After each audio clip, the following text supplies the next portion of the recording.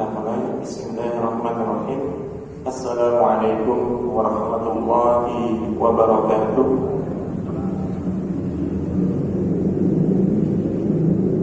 Innal hamdalillah nahmaduhu wa nasta'inuhu wa nastaghfiruh wa na'udzu billahi min shururi anfusina wa min sayyiati a'malina.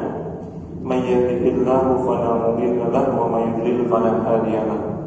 Asyhadu an la ilaha illallah wahdahu la syarika lahu wa asyhadu anna Muhammadan 'abduhu wa rasuluhu alladzi la nabiyya wa la rasulahu ba'dahu.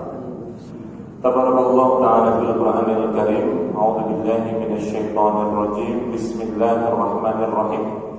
Ya ayyuhalladzina amanu taqullaha haqqa tuqatih wa la tamutunna illa wa antum muslimun.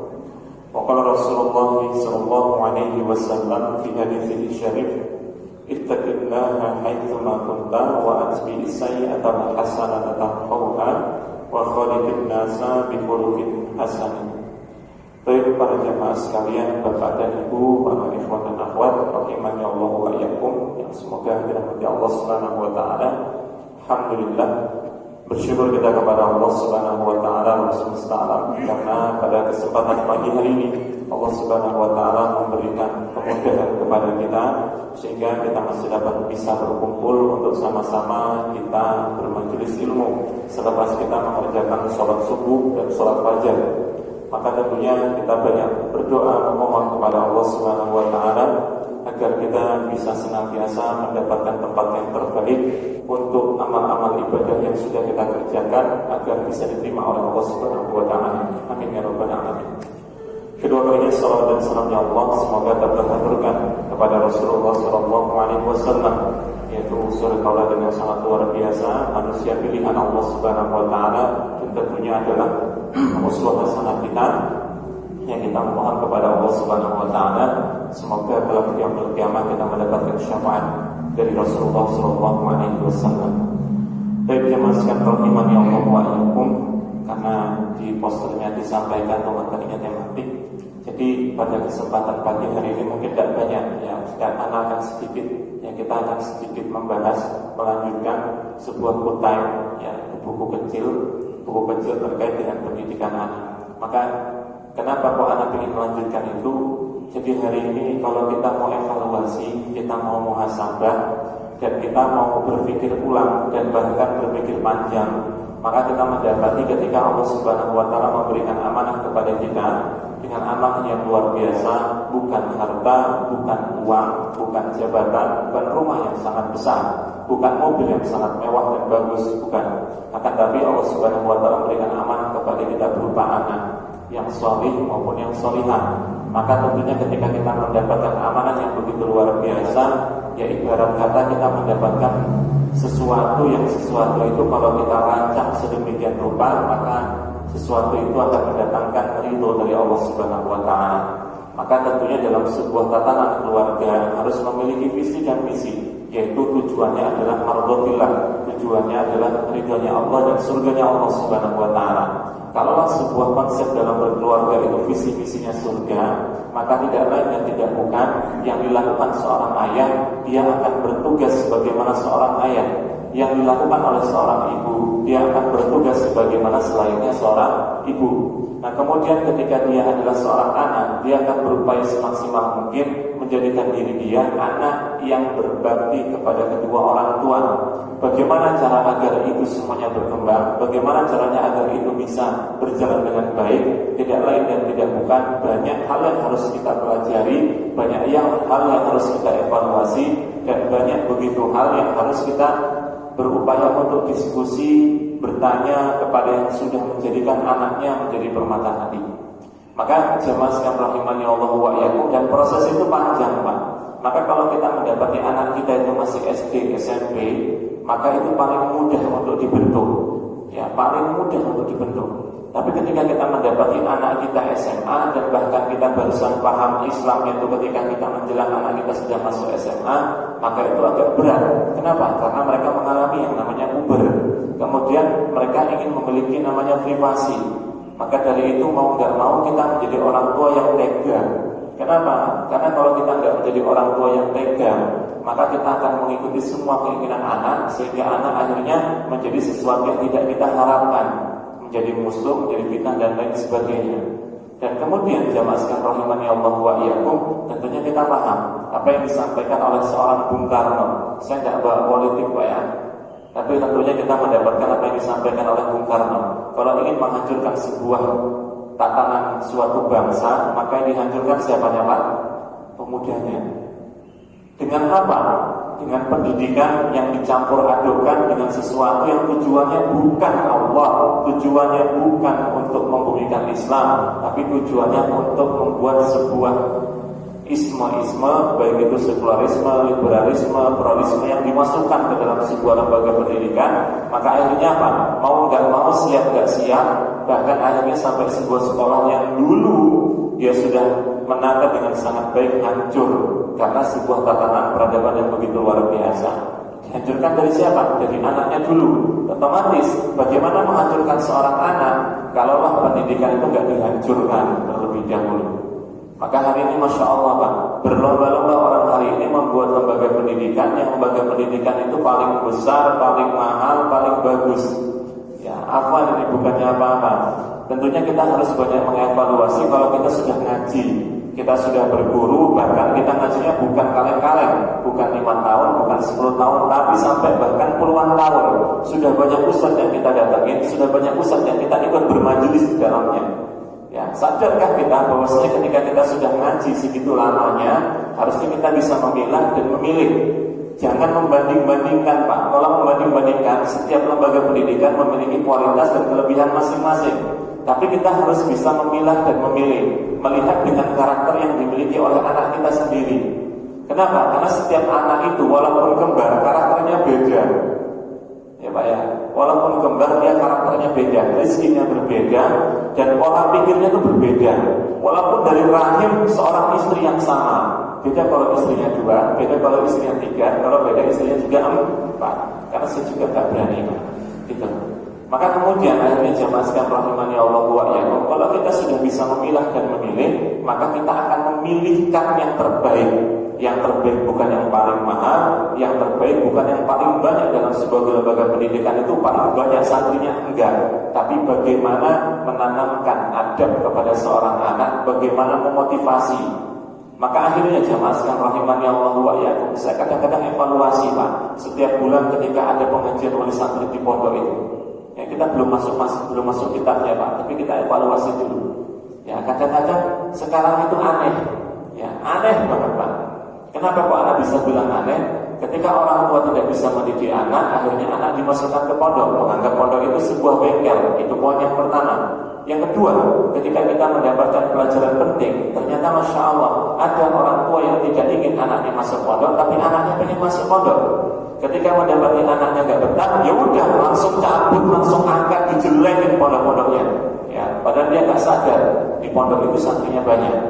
Yang kedua, terjadi tidak sinkronisasi antara anak dengan bapak, anak dengan umi dan lain sebagainya. Anaknya semangat pondok, tapi orang tuanya nggak suka, nggak rela. Kenapa?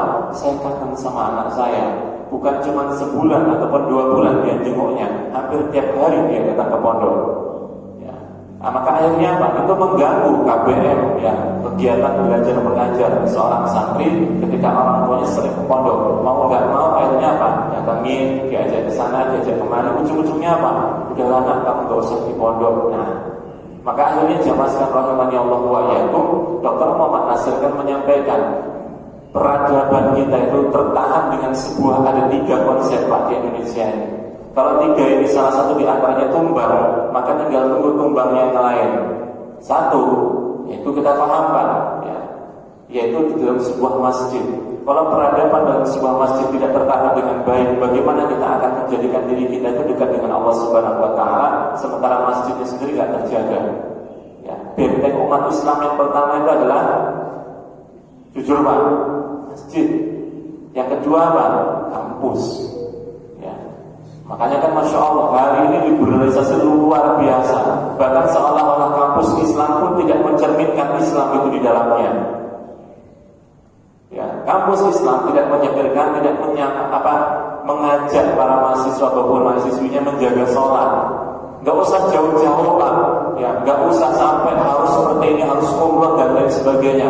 Itu masalah nanti, ada proses di mana dia bisa belajar. Tapi minimal, kalau orang sudah dewasa, disampaikan yang paling utama, nak jaga sholat, masya Allah Pak. Ya. Maka hari ini kan masjid-masjid itu, kok kenapa yang datang itu yang sepuh-sepuh, yang jenggotnya sudah putih, gitu kan? Yang sudah pensiun. Terus yang lain mana? Sibuk Ustaz. Sesibuk apa kita? Ya, masih sibukkan opung. Ya kan Pak? Enggak perlu disebutkan siapa namanya Pak. Masih sibukkan beliau gitu kan. Sesibuk-sibuknya seorang muslim, masih sibukkan orang kafir Pak. Kenapa? Karena orang kafir selain mereka bekerja, mereka juga berupaya semaksimal mungkin berkoloni, bersekutu, bersyarikat untuk menghancurkan Islam. Tugas mereka banyak, walaupun sejatinya Islam tidak akan pernah bisa dihancurkan. Tapi kita mungkin akan mengalami yang namanya degradasi. Ya, kita akan mengalami itu, degradasi itu kita akan mengalami. Tapi Islam tidak akan pernah kalah. Islam selalu menang. Mau sehebat apapun, sekuat apapun kekuatan orang-orang kafir yang digembungi oleh orang-orang munafik, orang-orang musyrik hari ini, ya dengan begitu banyak media massa yang dikuasai oleh mereka, sejatinya Islam tidak akan pernah kalah. Cuma mengalami yang namanya degradasi, penurunan moral. Yang hari ini masya Allah bangga kalau orang itu dia stylenya luar biasa, tapi dia enggak bangga kalau dia dekat dengan masjid. Dia enggak bangga kalau dia seorang santri. Dia enggak bangga kalau dia hafal Al-Quran. Bahkan orang tua itu bangga kalau anaknya itu hafal sekian lagu. Coba Pak, luar biasa ini, masya Allah, gitu kan. Sudah kembali normal. Normalnya bukan kepada normal yang baik, tapi kepada normal yang buruk. Maka tentunya kalau kita masih ada kesempatan, apalagi kita memiliki lembaga pendidikan, kita berupaya semaksimal mungkin agar pendidikan yang kita bangun, kita buat bersama-sama, menjadikan anak kita itu menjadi penerus bangsa. Sebagaimana para ulama-ulama terdahulu menyampaikan, ya, pemuda hari ini pemimpin masa depan. Kita itu ada masanya Pak, ketika akhirnya kita dipanggil oleh Allah Subhanahu Wa Taala. Kalau sampai anak kita nggak jadi apa-apa, tanggung jawab kita Pak. Ya, nggak ada salahnya orang itu punya anak banyak, itu nggak ada yang salah. Ya, anak sendiri, teman-teman kita di kampus itu dulu ketika sekarang mereka sudah seumuran dengan kita, itu anak mereka sudah 5, sudah 6, masya Allah. Ya, anak sampai, enak anakmu ya akeh gitu kan. Ya Pak. Ya, sama-sama kita punya visi misi, punya anak banyak.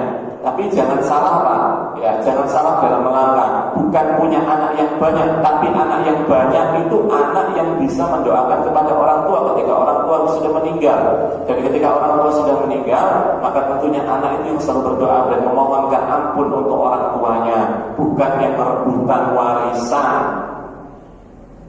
Bukan yang merebutan warisan. Makanya kan masya Allah. Kemudian setelah kampus baru kemudian pondok pesantren. Maka kalau hari ini kita melihat bagaimana perkembangan Islam diawali dengan teriakan takbir dari seorang Kiai Haji Hasyim Asy'ari, memiliki sebuah pasukan yang namanya Hizbullah, bukan Banser Pak ya. Banser itu hari-hari ini aja. Dulu namanya Hizbullah. Kiai Haji Ahmad Dahlan, gurunya Kiai Haji Hasyim Asy'ari. Kiai Haji Hasyim Asy'ari berguru kepada Al Hasan yang pendiri Persis. Dari situlah keluar muncul orang-orang yang begitu luar biasa. Ada Ki Bagus Hadikusumo, kemudian ada SM Kartosuwiryo dengan NII-nya. Insya Allah Pak, luar biasa. Kenapa? Dididik dengan orang-orang yang benar, jadi yang benar. Kalau dididik dengan orang yang sontoloyo, jadinya apa Pak? Ambiar. Gitu, makanya kan masya Allah. Baik, kita akan lanjutkan poin yang ke-9. Mungkin gak banyak Pak ya, karena ada 48 poin. Gak akan kelar juga sampai syuruk gitu kan. Mungkin ada 5 ataupun 6 yang ingin kita bahas pada kesempatan pagi hari ini. Yang disampaikan oleh beliau, ya, Syekh Muhammad Shalih Al-Munajjid dalam kitabnya Tarbiyatul Aulad, poin yang ke-9, "Alal muslim ayyu'allima auladahul isti'anatu billahi ta'ala." Kepada seorang muslim yang memiliki seorang anak, 2 anak, 3 anak, bahkan memiliki keturunan. Aulad itu kan keturunan, baik itu laki-laki maupun perempuan. Hati-hati Pak ya, anak perempuan sama anak laki-laki itu beda. Karakternya beda, cara mengasuhnya beda, cara mendidiknya itu beda. Ya, nggak bisa disamakan. Karakteristik seorang wanita itu dimulai dari tulang rusuk yang paling bengkok. Dan itu keistimewaan seorang wanita. Kenapa? Karena dengan bengkoknya itulah karakternya. Kalau laki-laki itu kan lurus, lempeng-lempeng aja itu kan. Kadang-kadang gak paham sama karakter istrinya. Ya memang kayak gitu laki-laki. Tapi wanita itu istimewanya karena bengkoknya itu. Ya, dipaksa dia patah, dibiarin dia tetap bengkok. Makanya apa? Itulah hebatnya seorang wanita. Ya, dan kita harus paham, kita memiliki pasangan yang pasangan kita adalah seorang wanita, bukan LGBT yang sempat viral. Insyaallah nauzubillah min dzalik. Padahal kalau kita lihat yang disampaikan oleh Abdullah bin Abbas radhiyallahu anhu, sepupunya Rasulullah sallallahu alaihi wasallam, hukuman bagi pelaku LGBT itu adalah dilempar dari tempat yang tinggi, dijatuhkan ke bawah dengan posisi kayak jago mente. Berarti kepalanya di bawah. Itu hukumannya. Dan belum tentu itu tobatnya diterima oleh Allah Subhanahu wa taala. Sekarang Insya Allah lagi menyampaikan hukum konstitusi, dipatiin mic-nya Pak. Jangan dipatiin guys sekadar ya. Nanti dipatiin Pak, saya lagi tahu saya kalau dipatiin gitu. Kalau matinya mati lampu ya itu memang sudah takdir. Tapi kalau lagi menyampaikan sebuah kebenaran dimatiin mic-nya, sudah jelas kezalimannya. Insya Allah. Kadang-kadang melihat itu kasihan. Makanya dimana ketika bagi seorang muslim ketika mendidik anaknya, dia harus mendidik dengan apa? Al-isti'anatu billah. Ya, cara memohon kepada Allah Subhanahu wa taala. Kenapa? Kalau anak minta sama orang tua, pasti orang tua kalau punya dikasih. Ya, pasti dikasih. Tapi berkali-kali ketika dia meminta, sekali, 2 kali, 4 kali, sampai 10 kali, orang tuanya pasti akan komen. Nah, barusan kemarin lah pikirin buat kamu biayanya. Kenapa kok hari ini barusan seminggu lagi kamu kok minta? Ya. Walaupun orang tua mengiyakan apa keinginan anak, belum tentu orang tua dia akan manggut-manggut wae Pak. Ya. Dia pasti akan komen suatu saat ketika anaknya meminta sesuatu di mana waktunya belum masuk pada waktu itu, belum awal bulan. Ini sudah akhir bulan. Ya siap-siap aja antum yang punya anak, sebentar lagi antum akan ditelepon sama anaknya yang di pondok. Bi orek tempe, bi rendang, bi jempol. Luar biasa Pak. Ya. Makanya kan Masya Allah, kami kalau di pondok itu bagaimana biar wali santri itu datang? Caranya cuma satu. Walaupun orang tuanya jauh di Palembang, bisa datang Pak. Ya, walaupun sesibuk apapun, hal-hal yang sibuknya dia ngelayan LBP, dia pasti akan bisa datang. Gimana caranya? Hari Jumat, karena kegiatan wali santri pengajian itu hari Ahad, ya kapan-kapan kami undang Ustaz Abdul Nafi, Ustaz Arifuddin, Ustaz Irfan. Ya, kami undang mereka yang ngisi. Ya beliau-beliau yang luar biasa mengisi di pondok. Tapi walaupun yang isinya bagus, belum tentu orang tua datang. Kita mikir bagaimana caranya. Tanya sama Dr. Raden Husaini, kata beliau, gampang nanti. Antum hari Jumat, antum foto semua santri. Sebelum antum foto, suruh mereka tulis dalam sebuah secari kertas, mau mereka itu apa? Dipoto. Jangan lupa biar besok tanggal 5 Juni pengajian wali santri. Abi jangan lupa bajuku sudah mulai kuning ini, yang baju putih untuk hari Senin. Abi belikan yang baru dengan ukuran yang sama. Mi, besok jangan lupa Mia, aku suka orek tempe buatanmu, gitu kan? Jangan lupa dipoto cekrek lagi kirim ke wong tuane Pak. Kira-kira wong tuane bugi boten Pak? Datang enggak Pak? Datang. Pengajian belum mulai jam 9, jam 7 beker-beker dengan pondok. Ya, kenapa? Ya harus kayak gitu. Bagaimana sebuah lembaga pendidikan itu bukan cuma pendidikan saja yang bagus, tapi komunikasi yang dijalin dan dibangun antara pondok itu dengan wali santri. Kenapa? Karena penting. Kadang-kadang ada yang bodoh amat, anaknya yang apa-apanya di pondok, tahu-tahu terpelanggaran aja, orang tuanya nggak terima. Kenapa? Nggak pernah tahu perkembangannya anak di pondok. Saking sibuknya orang tua, urusin apa? Dunia. Masya Allah. Jadi di sini disebutkan apa? Bagaimana cara meminta dengan Allah Subhanahu Wa Taala. Kenapa? Karena sejatinya kalau kita meminta kepada Allah, memohon kepada Allah Subhanahu Wa Taala, maka semakin banyak meminta, semakin banyak waktu yang kita luangkan untuk kita memohon kepada Allah. Bahkan di waktu-waktu yang mustajab, banyak Pak, sehari itu banyak. Bainal azan wal iqamah, antara azan dengan iqamah ada 5 waktu di sana. Kemudian apa? Gak ada azan menjelang sore hari Jumat kemarin lebih luar biasa. Ketika malam sholat tahajud. Ketika kita sedang safar, rumah antum mungkin Tanjung Seneng, rumah antum mungkin Teluk antum datang ke sini. Walaupun safarnya gak jauh, ingin mengaji, maka kita insya Allah dapat waktu yang mustajab. Kita berkumpul dalam sebuah majelis. Ketika hujan turun banyak. Maka kalau hari itu kita meminta dengan begitu banyak waktu yang sudah kita pahami dari apa yang disampaikan oleh Rasulullah Shallallahu Alaihi Wasallam, maka tentunya ketika kita semakin banyak meminta, maka tentunya Allah Subhanahu Wa Taala malu kalau sampai tidak mengabulkan permohonan hambanya. Tapi kita juga harus paham bahwasanya apa? Ada penghalang doa. Saya sudah meminta berkali-kali kok nggak pernah dikabulkan. Antum mesti jaluk piro sekali, 2 kali, baru 10 kali. Masya Allah 10 kali. Nabi itu memohon kepada Allah 23 tahun. Itu Nabi. Ya, belum ulama-ulama yang lain. Maka kalau kita hari ini meminta baru setahun kita memohon kepada Allah kok belum dikabulkan. Kita harus evaluasi. Kita bukan Nabi, kita juga bukan ulama. Makanya kan Masya Allah. Jadi terus meminta. Wa tawakkal 'ala Allah, dan senantiasa bertawakal. Setelah kita berikhtiar, maka tawakal itu penting. Makanya kan jamaah sekalian rahimani Allah wa iyyakum, bulan Ramadan itu bukan yang semangat di awal, tapi dia bisa istiqomah sampai akhir di mana ketika dia nyawanya dicabut oleh Allah Subhanahu wa taala. Karena sejatinya ibadah itu bukan di bulan Ramadan saja. Apalagi di zaman dahulu Pak, ketika saya masih SD, sholat itu bagi orang yang Islamnya KTP setahun itu cuma 2 kali, itu pun sunnah Pak. Sholat apa Pak? Idul Fitri sama Idul Adha. Coba. Terus yang lain mana? Bajunya paling bagus, dia berangkat sholat idnya. Coba. Di mall paling lama, dia ambil baju yang bagus-bagus. Masuk Syawal bermaksiat lagi. Coba, Masya Allah, luar biasa hari sekarang itu. Seolah-olah Idul Fitri itu kan kembali kepada sebuah kemenangan, yang kemenangan itu dosanya diampuni oleh Allah Subhanahu Wa Taala semuanya. Padahal dia nggak sadar Idul Fitri itu kembali makan. Ya, bahasa Jawa ini kembali mokel, kembali makan, bukan kembali suci. Itu sudah disampaikan oleh para ulama. Wasiqatu bihi wahdan. Nah, setelah kita mengajarkan bagaimana bertawakal, wasiqatu bihi wahdan, teguh dia. Harus kita teguhkan, dia orangnya menjadi orang yang tabah. Kenapa? Kalau mengajarkan bagaimana keteguhan bagi seorang anak, anak itu akan melihat ayahnya apa melihat ibunya, Pak? Kita tahu Pak, ayahnya. Maka mendidik anak itu bukan hanya sekedar kewajiban seorang ibu. Untuk kasih sayang, jelas ibu paling lebih utama daripada seorang ayah. Makanya kan Masya Allah, banyak suami yang mungkin gak menjadi suami yang terbaik, tapi jangan sampai menjadi ayah yang buruk Pak untuk anak kita.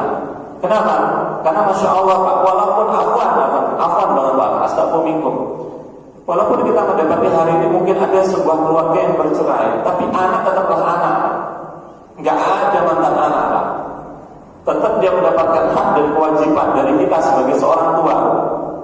Makanya kan Masya Allah ya, kemarin itu hari bulan 3 Syawal kita kan silaturahim kepada seorang yang luar biasa gitu kan. Dulu beliau ketua kepala dinas.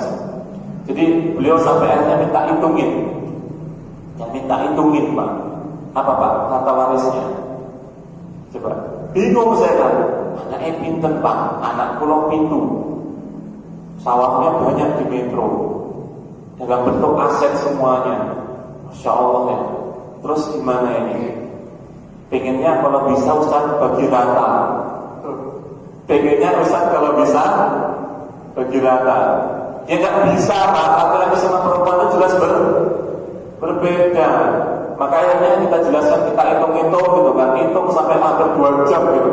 Baru kemudian kita sampaikan. Setelah kita sampaikan, ya Allah Ustaz, sesuai dengan hitungannya, tapi boleh nggak Ustaz dibagi rata? Udah tahu bagi rata berapa, tetap pasti namanya bagi rata. Aduh, saya jawabnya terserah dengan nolak Pak, gitu kan. Terserah dengan kita sudah pusing-pusing gitu kan, buka sana, buka di sini, pendapat para ulama baginya berapa, sudah dihitung, sudah ditulis.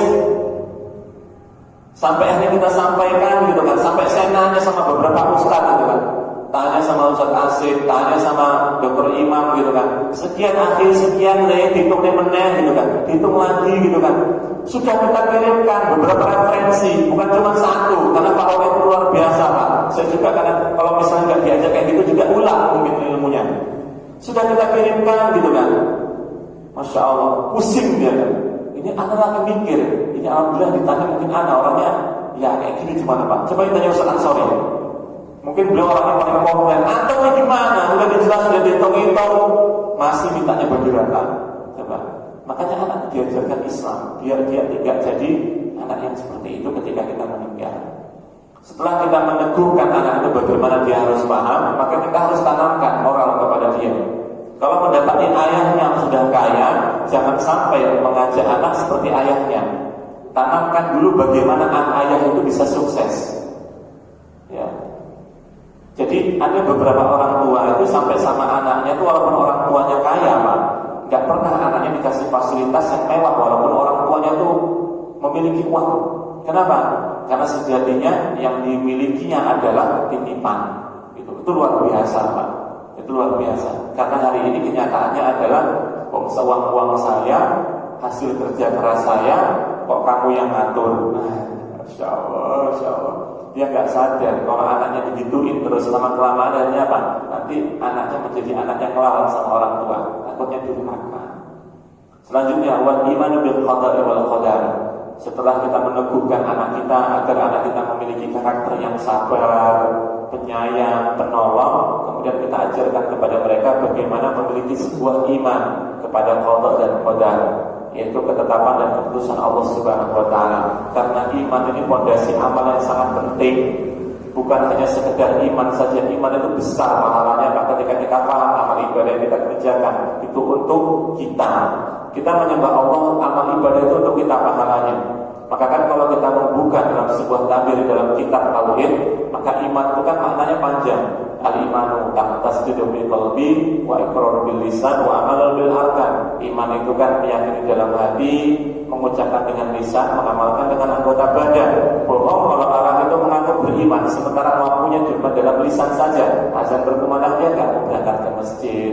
Dia tahu ada kewajiban zakat, dia enggak mau berzakat. Uangnya lebih dia enggak mau berinfak, gitu kan. Makanya kan memang berat Pak hari ini. Apalagi kita berhadapan dengan hedonisme barat yang semakin lama semakin besar goncangannya ke Indonesia.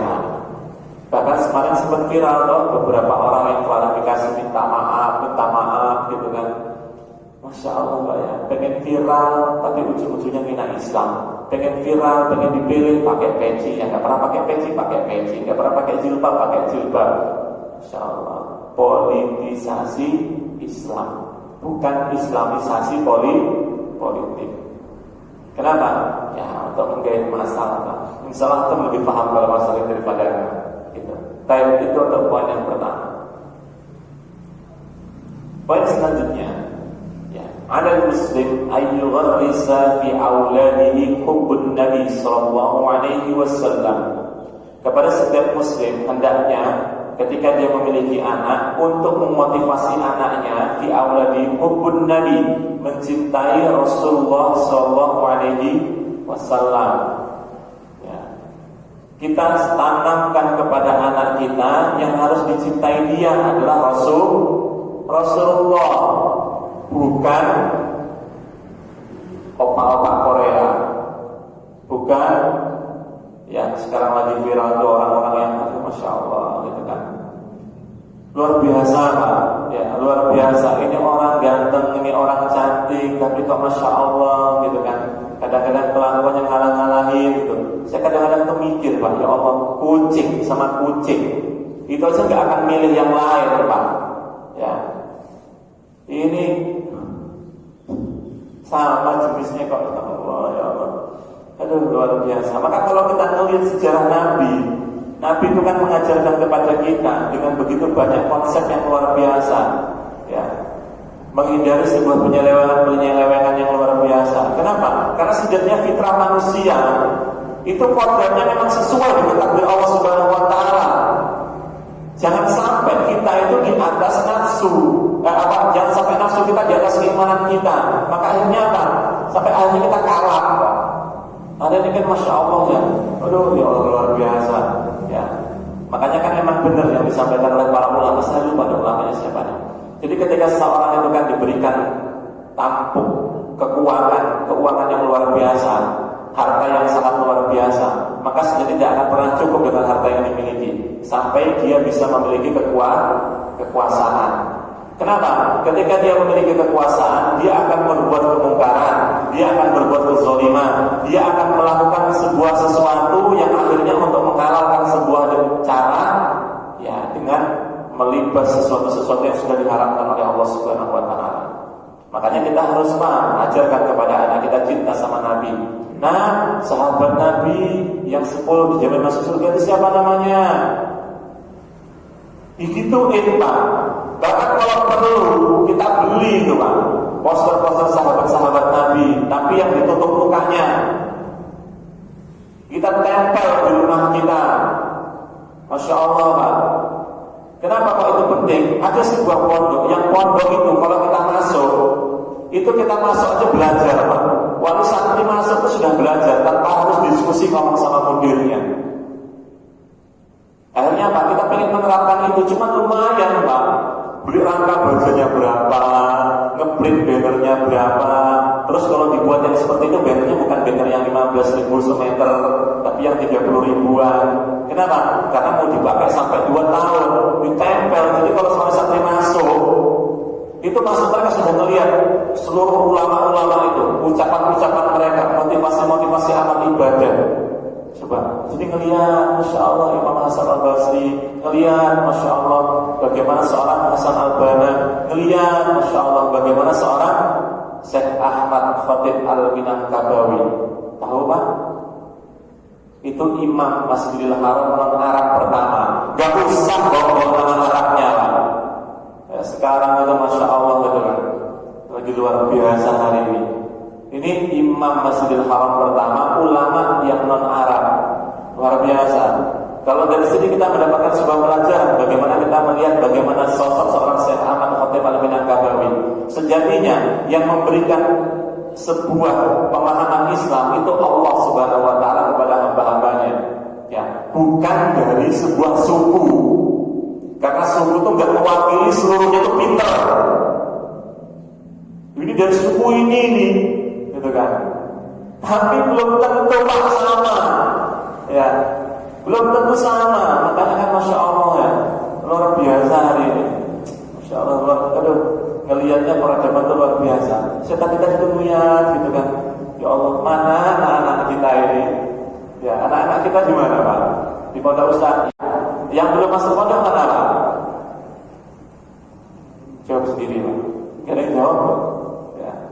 Setelah kita bagaimana mengajarkan anak kita cinta kepada Nabi, cinta kepada sahabat-sahabat Nabi, maka tentunya bagaimana kita mencintai mereka ketika mereka menjadikan diri mereka dicintai oleh Allah Subhanahu Wa Taala. Kita lihat Pak, kenapa ketika Allah Subhanahu Wa Taala sudah mencintai hambanya, maka akan banyak begitu konsekuensi yang akan diterima. Sebagaimana Rasulullah SAW akan menyampaikan dalam sebuah hadis, Innallaha idza ahabban nas ibtala. Ketika Allah Subhanahu Wa Taala sudah mencintai hambanya, maka Allah Subhanahu Wa Taala akan mencobanya, memberikan ujian. Ibtala itu berasal dari kata bala, menyujinya. Ya, kita akan diuji, Pak. Semakin kita ngaji, dekat sama majelis ilmu, setahun, 5 tahun, ya Allah, kok sekarang saya kayak gini ya? Terus nanti maunya kayak mana? Gitu. Sekarang kok saya kayak gini, terus kita maunya kayak mana? Ya. Jangan sampai kita melihat orang itu dari luar saja, Pak. Oh enak ya kalau kayak gitu ya. Belum tentu Pak dalamnya itu enak, Pak. Ya.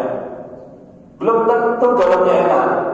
Makanya anak kadang-kadang itu kan kalau beli roti itu, anak tanya sama yang jual, Pak, dalamnya apa?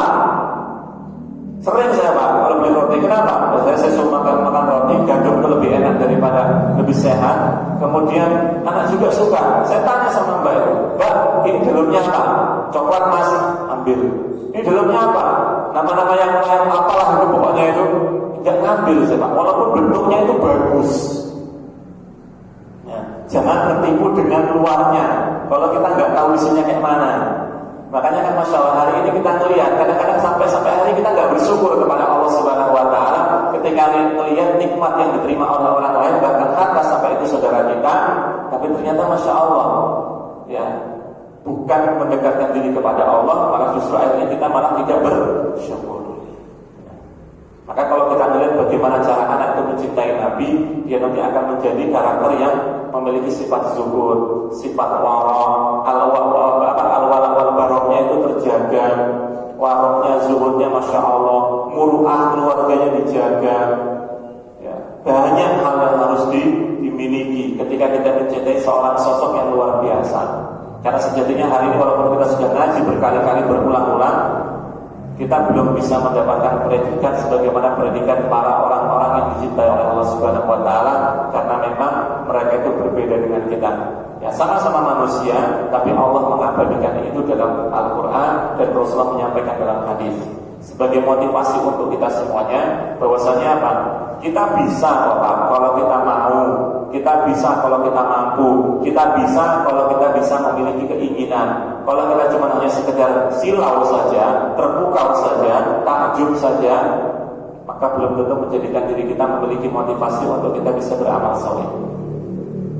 Selanjutnya, setelah cinta kepada sahabat Nabi, wa hubbus sahabat, cinta kepada para sahabat, jumlah sahabat Nabi itu banyak, ya, dan beraneka ragam, bukan hanya sekedar sahabat Nabi yang di Mekah, di Madinah juga banyak, bukan sahabat Nabi yang putih, yang hitam juga banyak dari Habasyah, termasuk Bilal bin Rabah, Ukasah bin Mihsan, banyak semuanya mereka itu dari Habasyah. Dan kita juga harus paham, kalau antum belajar sejarah ya dengan Ustaz Irfan, maka antum akan sering mendapati ya sahabat-sahabat Nabi itu kan unik-unik karakternya. Dan kalau kita melihat sahabat Nabi yang dari Badui itu kan, yang Habasyah itu, kenapa mereka lebih banyak bertanya ketimbang sahabat Nabi yang dari Mekah, ketimbang sahabat Nabi dari orang-orang yang berpunya? Kenapa? Bahkan pertanyaannya kadang-kadang nggak perlu ditanyakan tapi ditanyakan, tapi ternyata itu penting, Pak. Kenapa? Karena ternyata itu penting. Kenapa? Karena kadang-kadang kita hari ini meremehkan hal-hal yang sepele, tapi ternyata itu malah yang paling besar pahalanya. Ya, makanya kan Masya Allah kita lihat, Masya Allah Bilal bin Rabah, Masya Allah Ukasah bin Mihsan, Ukasah itu Pak, itu sahabat Nabi yang terakhir minta sama Nabi bisa masuk surga. Bayangin, kita minta sama orang, kita minta sama ustaz, kita minta sama ulama, belum tentu. Kenapa? Mereka bukan sahabat, mereka juga bukan Nabi. Ini minta sama Nabi. Kira-kira doa Nabi sama Allah Subhanahu Wa Taala dikabulkan atau tidak, Pak? Nah, makanya kan luar biasa.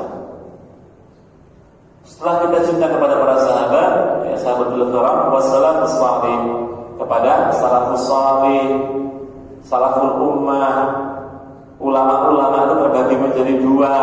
Insyaallah kita harus paham dan kita harus memilah dan memilih. Ada ulama yang hanif, yang salih, yang luar biasa, Masya Allah.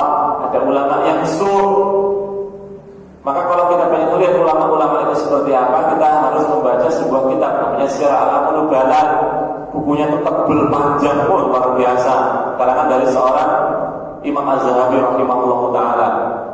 Kemudian setelah kita belajar itu cukup? Belum. Ada buku lagi yang menjelaskan karakteristik para orang-orang pemegang hadis. Ada namanya Al-Jarh wa Ta'dil. Jarh wa Ta'dil, itu tebal lagi bukunya. Makanya hadis yang sampai kita hari ini itu melalui proses panjang dari tahqiq dari para ulama-ulama salafus salih, Ahlussunnah wal Jamaah itu Pak. Panjang prosesnya. Kita enak tinggal searching gitu kan, ketemu hadisnya, searching, ketemu itu dalilnya. Kita nggak tahu perjuangan mereka itu seperti apa. Maka kalau hari ini kita sudah mencintai sahabat, mencintai tabi'in dan para tabi'in, kita harus lihat bagaimana mereka sampai bisa membukukan kitab hadis yang sampai ke tangan kita dalam bentuk buku maupun digital. Bagaimana perjuangan mereka itu, ya. Dan di zaman-zaman mereka itu bukan berarti tidak ada ulama bahkan di zamannya Imam Ahmad, Insya Allah kalau bahas Imam Ahmad itu nggak selesai Pak. Imam Ahmad itu kan memiliki ibu yang luar biasa. Siapa namanya Pak? Sofiyah binti Maimunah, ya, ibu yang luar biasa ya. Ibu yang luar biasa. Kenapa? Karena ketika satu orang ini, Sofiyah binti Maimunah, ini mendapati suaminya meninggal, maka beliau menjadi single fighter yang luar biasa untuk anaknya yang bernama Imam Ahmad bin Hanbal. Diantar ke Baitul Quran, diantar ke ta'ud, diantar ke sekolah tahfidznya, diantar ke pondoknya, diajarkan, digembleng, Pak. Saya ketika belajar kisahnya Imam Ahmad, saya evaluasi, Pak. Ya, saya evaluasi kenapa? Di rumah itu yang didik anak kami itu, Pak, itu kebanyakan istri daripada bapaknya. Kenapa? Ketika saya ngajarin anak, diketawain sama istri, Pak. Saya kalau sudah diketawain, Pak, muntah aku, Pak. Gitu kan? Muntah aku. Mas ngajar kayak ngajar anak mahasiswa. Sebelum ya udahlah, kamu aja gitu kan. Ketika dia ngajarin, wah, langsung singa padang pasir, saya keluar dari kamar, Pak. Kenapa? Istri kalau sudah ngajarin anak itu, Pak, harus bisa, nggak bisa cubit, gitu kan. Kenapa? Memang keras, Pak. Istri saya lampung masalahnya, luar biasa. Jadi jadi, gitu kan. Hafal itu Al-Quran, hafal itu akidah, hafal itu yang lain, Masya Allah. Bapaknya ngajarin lemot, gitu kan. Saya kadang-kadang mau Masya Allah, gitu kan. Kenapa? Karena kalau untuk masalah mengajar yang telaten, itu laki-laki atau perempuan, Pak? Perempuan. Makanya kebanyakan SD itu gurunya perempuan. Kenapa? Karena memang teliti. Sudah masuk SMA, karakter yang dibangun, maka SMA banyak kan laki-laki. Sudah ada jobnya masing-masing. Makanya saya cuma tinggal lihat aja. Kalau ada sesuatu yang salah, mungkin kita tinggal tegur, selesai. Itulah kenapa hari ini kita harus paham, perjuangan ini jangan hanya kita sendiri saja yang jalan, tapi harus ada seorang makmum yang luar biasa. Jadi ketika kita keluar, kita sudah dalam keadaan safety, aman, karena anak kita berada pada lingkungan yang tepat, ibu yang luar biasa, istri yang Masya Allah. Makanya kan luar biasa, Pak. Jadi kita harus mengerti di mana ketika akhirnya kita melihat bagaimana Imam Ahmad itu jadi karena dari seorang Sofiyah binti Maimunah. Yang ketika beliau meninggal, Sofiyahnya, seorang anaknya yang bernama Imam Ahmad jadi ulama yang luar biasa. Maka beliau diterpa dengan cobaan yang luar biasa. Sampai beliau masuk penjara, dicambuk, bukan sehari 2 hari, Pak, 2 bulan lebih. Sampai ulama-ulama suku itu datang, gitu kan, menyampaikan, tubuh, wahai Imam Ahmad, bertobat kamu dari kesalahan kamu, dari dosa-dosa kamu. Ini ulama sudah datang dengan gayanya flexing, Pak, Masya Allah, gitu kan. Sampai seperti itu. Maka hari ini kita lihat, Pak, ulama mana yang harus kita ikuti, ulama mana yang harus kita tinggalkan. Ya, Insya Allah. Ini sudah jelas-jelas disampaikan, yang disampaikan ke Islam sampai dideportasi, Pak. Saya kadang-kadang bingung, kenapa kok baru tahunya ketika beliau mau masuk ke sana? Kenapa nggak tahu jauh-jauh hari? Berarti kan ada pesanan, Pak. Kita lewatkan, Pak. Tahu atau bukan siapa itu? Kenapa kok ketika baru datang? Kenapa nggak jauh-jauh hari aja? Oh, Masya Allah. Pada dulunya itu negeri itu dikenal dengan negeri jiran. Luar biasa ini. Kenapa? Karena kekuasaan dimiliki, didapatkan oleh orang-orang yang orang-orang hari ini kiblatnya bukan Islam, kiblatnya liberal, sekuler, ateisme, membela orang-orang yang seperti itu, menyampaikan aspirasi, dimatiin mic-nya. Oh, Masya Allah. Tapi ingat, Pak, sehebat apapun gempuran yang mereka lakukan, Islam akan menang. Ya, walaupun hari ini kita mengalami degradasi. Kenapa? Karena memang kitanya sulit untuk istiqomah. Itu saja jawabannya, Pak. Terus gimana, Ustaz? Ya udah, kita istiqomah, Pak. Solusi gimana? Ya udah, kita istiqomah. Terus gimana? Ya udah, kalau kita hari ini memang sudah umur, anak kita itu melanjut perjuangan kita. Ya. Gak usah takut, Pak. Anaknya nggak harus masuk pondok yang mahal, nggak usah takut. Kenapa? Karena pondok yang murah pun mengajarkan sesuatu yang kadang-kadang tidak bisa dinilai, bahkan lebih mahal daripada pondok yang mahal, beneran uangnya.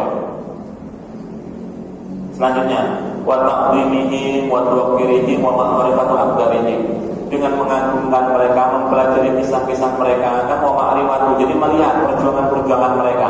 Bagaimana kok sampai mereka itu dikenal?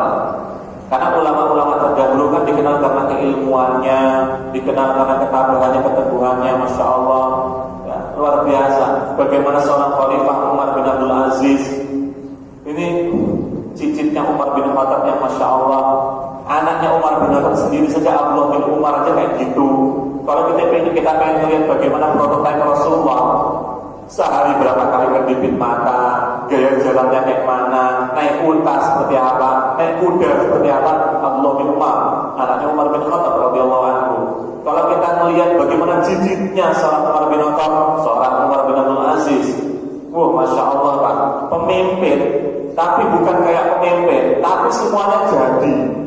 Coba Pak, nggak perlu ini karena seorang ini karena seorang ini karena seorang ini. Jadi prime of minister, enggak ternyata, masya Allah, bajunya campak-campik, enggak malu dia. Saya kadang-kadang kalau kisahnya juga, Allah, ya kita sendiri aja, Pak, kita evaluasi dari kita, Pak, nggak usah mikirin orang lain. Kalaulah kita punya baju sobek saja, kadang-kadang kita malu Pak dilihat sama orang, harus ditempel gitu kan. Dan kalau kita melihat di zaman dahulu kita mikir nalar sedikit saja. Kalau jahitan zaman dulu sama zaman sekarang bagusan mana Pak? Jelas sekarang dong, karena mesin jahitnya luar biasa, apalagi pakai komputer.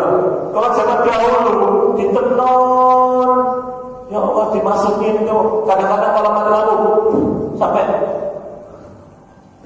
luar biasa gitu kan, masukinnya gitu kan, kemudian dipintal lagi. Makanya kan, insya Allah Pak ya, luar biasa pokoknya. Jadi itu anak, ya, jadi itu. Makanya itulah kenapa Umar bin Abdul Aziz luar biasa.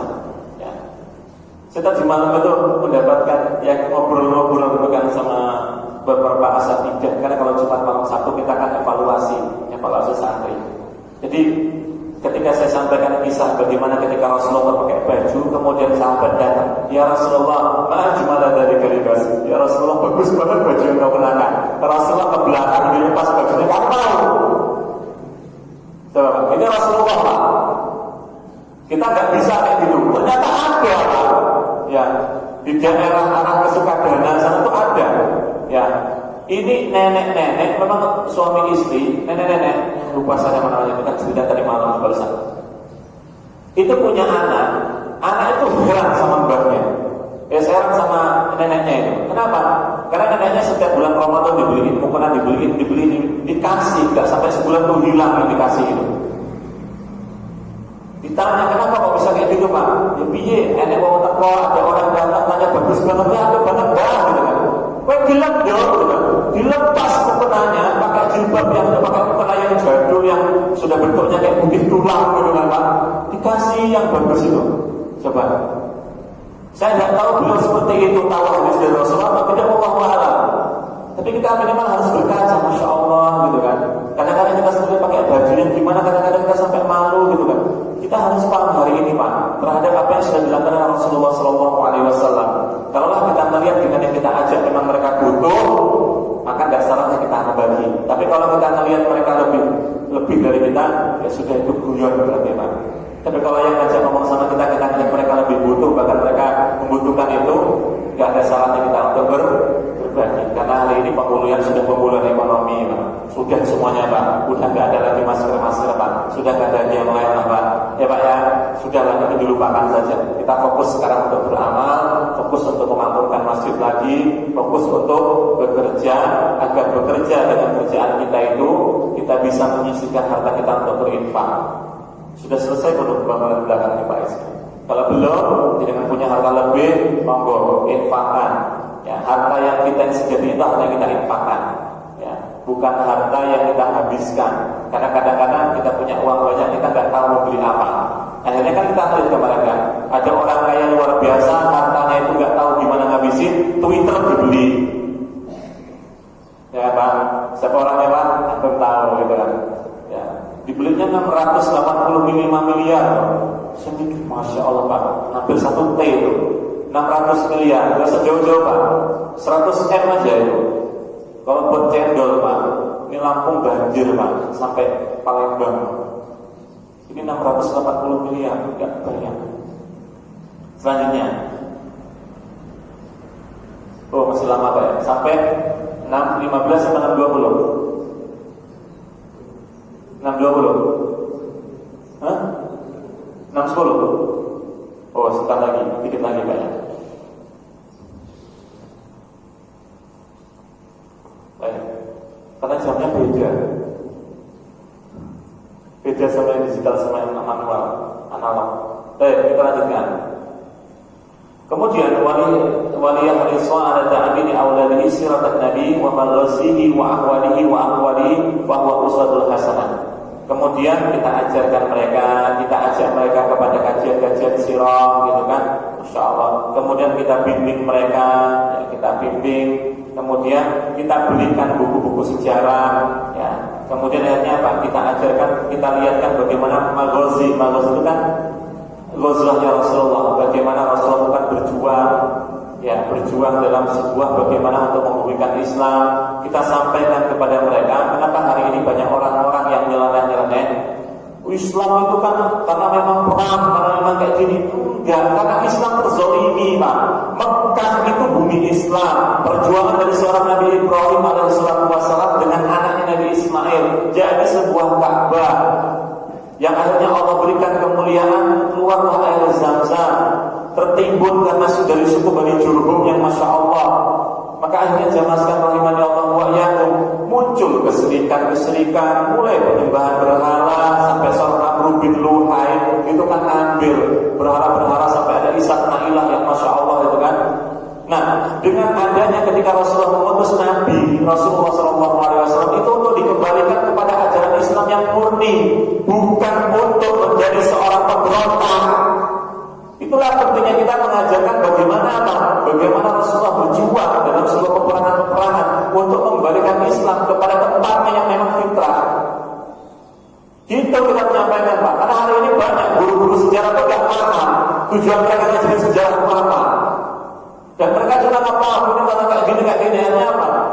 Diajarkan yang enggak malahan Pak. Terus bagaimana akwamihi, bagaimana tingkah laku Rasulullah, ucapan-ucapan Rasulullah, karakternya Rasulullah, membangkitkan semangat jihad, membangkitkan semangat untuk kita. Bagaimana ketika Rasulullah melihat anak-anak kecil itu senang Pak. Hari ini Masya Allah gitu kan, udah lahir normal, anaknya diapain, digituin, pokoknya. Saya punya teman Pak, ya, ya mungkin sering beliau ngaji di sini, tapi sering beliau gak datang, ya, orang tuanya. Beliau punya anak, tapi memang kesalahan anak itu bukan orang tuanya, karena orang tua itu anaknya banyak. Nah, anak ini nikah muda, kemudian nikah muda, tahu-tahu langsung KB. Ya, sampai sekarang akhirnya belum punya anak, Pak, nikahnya bareng, beda cuma 10 hari sama saya. Coba, akhirnya apa? Ya kita nggak bisa bilang salahmu. Memang dianya memang seperti itu. Ya, saya masih di kampung dia, saya belum punya anak lah. Kalau gitu KB. Maka akhirnya apa? Program Yahudi berhasil. Ketika sekarang dia melihat kita sudah punya anak 3, sudah punya anak 4, anak mundi. Ya, akhirnya apa? Ya sudah membuat istrinya malu sama suaminya. Sampai istrinya ngomong, ya udah Mas, kalau kamu mau, kamu nambah nggak apa-apa. Enak Pak, kalau sampai istrinya dia evaluasi, dia sadar ternyata Pak, memiliki anak itu luar biasa gitu. Ya sudah Mas, kamu nggak apa-apa kalau mau nambah. Kalau saya posisinya kayak gitu Pak, mau saya. Ya. Beliau nggak datang ke sini, kan tahu beliau. Ya, Masya Allah, alhamdulillah beliau nggak datang. Kalau beliau datang, saya nggak enak sama beliau. Ya. Kalau saya posisi terus mau saya, kenapa? Ya karena kita harus paham bagaimana, dimana ketika akhirnya kita mendapatkan pelajaran penting, bukan masalah poligaminya, bukan Pak, adilnya. Ya, adil enggak? Karena saya takut untuk tidak bisa berbuat adil, akhirnya Pak, saya enggak berani. Nah, itulah jawaban saya. Fahwal uswatul hasanah, kita sampaikan kepada dia bagaimana Rasulullah menjadi uswatul hasanah. Baik, 2 menit lagi. Apa yang terakhir? Karena banyak sekali di sini. Al muslim ayu'alima auladahu sholata wa hum shighar. Nah, ini yang penting Pak. Kita ajarkan bagi seorang muslim ketika dia memiliki anak, bagaimana anaknya untuk sholat. Makanya kan Rasulullah menyampaikan kan, muru auladakum bisolati sab'an wa dribuhum 10. Perintahkanlah anakmu untuk mengerjakan sholat ketika mereka umur 7 tahun. Pukullah mereka ketika mereka tidak mengerjakan sholat ketika mereka umur 10 tahun. Kenapa? Kalau kita ajarkan umur 7 tahun mereka sudah kenal yang namanya sholat. Umur 10 tahun gak perlu lagi Pak kita paksa mereka. Kadang-kadang mereka malah yang mengingatkan kita. Ya, sudah azan, yuk ke masjid. Wih, itu nikmat yang luar biasa Pak. Ketika kita mendapati anak kita menjadi anak yang soleh dan solehah, ingatin kita malah. Sejatinya yang mengingatkan kita itu adalah Allah Subhanahu wa Ta'ala melalui lisan dari anak kita yang soleh dan solehah, karena Allah mengilhamkan kepada mereka terkait dengan sholat. Insya Allah luar biasa. Ya, bukan UCL. Tadi pagi saya berangkat tepat dari pondok dan Masya Allah rame di jalan, di tempat-tempat PS itu rame Pak. Saya mikir apa ini kan. Nah karena saya kesini saya nggak tahu ternyata itu cuma digubet saja itu geboknya. Saya baca apa sih? Wah, Madinah Liverpool. Jadi orang rela, anak-anak muda, saya nggak tahu orang tuanya ngizinin apa enggak itu keluar sampai nonton malam-malam gitu. Saya yakin Pak, ketika mereka sehabis nonton Pak, mereka ke masjid kalau subuh nggak Pak? Turun, gitu kan? Mereka nggak mungkin mau ngambil sholat subuh, gitu kan? Mereka pasti apa? Turun. Ya Allah, ya Allah. Jadi itulah penghancuran itu. Di sana main bola nggak kapan Pak? Siang kan, kalau nggak sore, kalau nggak malam kan. Di sini nontonnya apa? Kok orang sampai rela gitu loh. Makanya kan Masya Allah, nggak usah nonton langsung kan. Sekarang kan ada YouTube gitu kan, nonton aja gitu kan, gimana gitu kan. Makanya kan sampai kadang-kadang sekali dia kan ngomong, jangan antum tanya masalah anak nggak nonton, tapi anak paham. Itulah beliau. Makanya kan Masya Allah. Baik, barakallah jamaah sekalian rahimani Allah wa iyyakum. Karena sudah masuk syuruk, ini mungkin yang bisa saya sampaikan kepada antum. Semoga bermanfaat, bisa menjadi bahan evaluasi untuk kita semuanya, menjadikan anak-anak kita menjadi anak-anak yang solid. Tidak ada kata terlambat Pak dalam mengamalkan sebuah amal ibadah ketika Allah masih memberikan nyawa kepada kita. Yang terlambat itu kalau kita sudah meninggal, menyesal Pak. Ya, karena sejatinya orang-orang kafir, orang-orang munafik, orang-orang musyrik, ketika mereka tahu mereka akan mendapatkan azab dari Allah Subhanahu wa Ta'ala, mereka meminta sama Allah, menyesal, tapi gak akan pernah bisa kembali mereka ke dunia. Walaupun cuma hanya 1 detik, 1 jam saja, gak bisa. Kita yang mendapatkan semangat ini, mendapatkan tempat di mana kita hari ini kita mendapatkan kesempatan, maka jangan sampai kesempatan itu berlalu begitu saja. Barakallahu fikum. Kita tutup dengan lafaz hamdalah dan doa kifaratul majelis. Alhamdulillahirabbil alamin. Subhanakallahumma wa bihamdika asyhadu an la ilaha illa anta astaghfiruka wa atubu ilaik. Wa akhir wassalamu alaikum warahmatullahi wabarakatuh.